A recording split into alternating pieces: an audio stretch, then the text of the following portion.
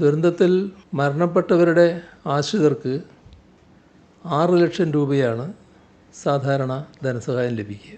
അപ്പോൾ ഇതിൽ SDRFിൽ നിന്നാണ് 4 ലക്ഷം രൂപ നൽകുന്നത്. അതിനു പുറമെ മുഖ്യമന്ത്രിയുടെ ദുരിതാശ്വാസ നിധിയിൽ നിന്ന് 2 ലക്ഷം രൂപ കൂടി അനുവദിക്കാൻ ഇന്ന് രാവിലെ മന്ത്രിസഭാ യോഗം തീരുമാനിച്ചിട്ടുണ്ട്. അപ്പോൾ 4 + 2 അപ്പോൾ 6 ലക്ഷം രൂപ ആ ഇനത്തിൽ നൽകാൻ കഴിയും. ഇതോടൊപ്പം തന്നെ അംഗവൈകല്യം വന്നവരുണ്ട്.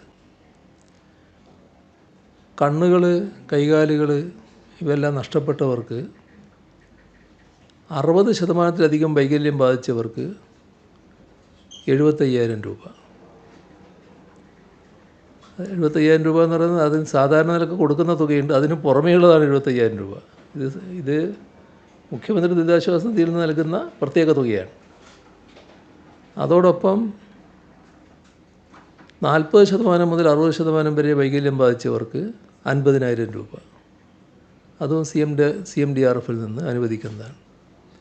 പിന്നെ സാധാരണഗതിയിൽ ഗുരുതരമായ പരിക്ക് പറ്റിയവർക്ക്, ഇത് അംഗവൈകല്യം വന്നവരാണ്, ഗുരുതരമായി പരിക്ക് പറ്റിയവർക്കും 50,000 രൂപ ഇതിന് പുറമേ അനുവദിക്കുന്ന നിലയുണ്ടാവും.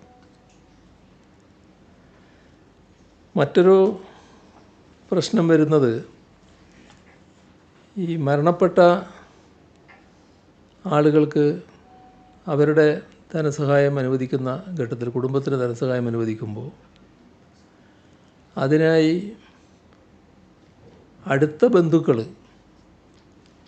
നെക്സ്റ്റ് ഓഫ് കിൻ സാക്ഷ്യപത്രം അടിസ്ഥാനമാക്കി ഇവിടെ ഉരുൾപൊട്ടലിൽ മരണപ്പെട്ടവരുടെ അവകാശികൾക്ക് സംസ്ഥാന ദുരന്ത നിവാരണ അതോറിറ്റിയുടെ അധികാരത്തിന് വിധേയമായി നഷ്ടപരിഹാരം നൽകാനാണ് ഉദ്ദേശിക്കുന്നത്.